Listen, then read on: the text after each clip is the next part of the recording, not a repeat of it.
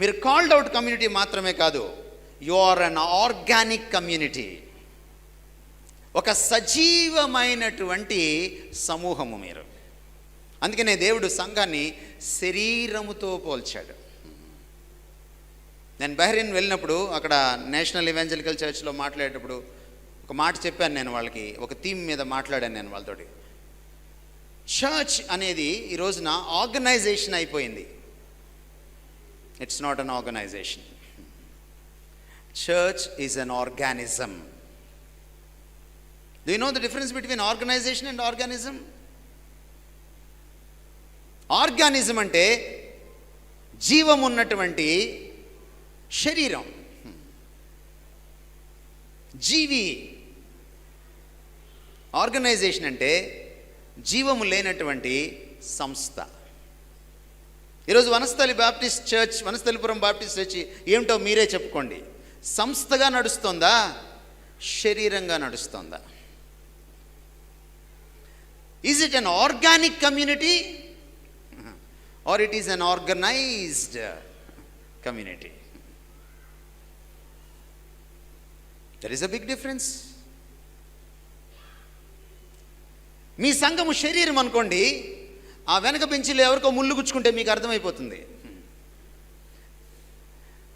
కాలు చిటికెని వేలికి ముళ్ళు గుచ్చుకుంటే తలకాయకి అర్థమవుతుంది, శరీరం అంతటికీ అర్థమవుతుంది. అదే మీ సంఘం ఆర్గనైజేషన్గా నడుస్తుందా?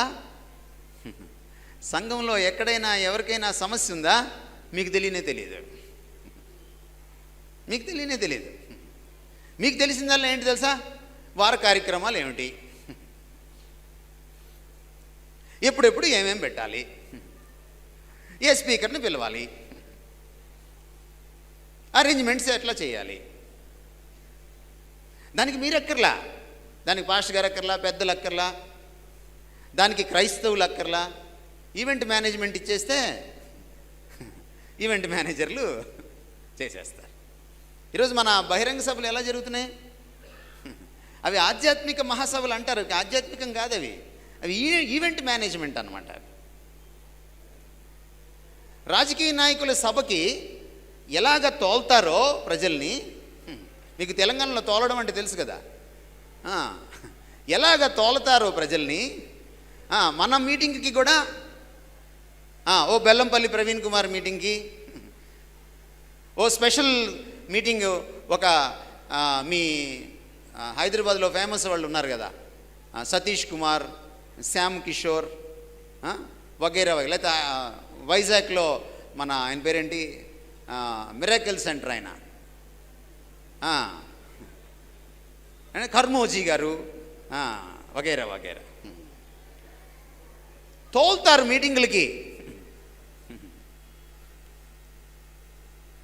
ఎందుకంటే ఆర్గనైజేషన్ అయిపోయింది క్రిస్టియానిటీ. ఆర్గనైజేషన్కి మీరు అక్కర్లేదు అసలు.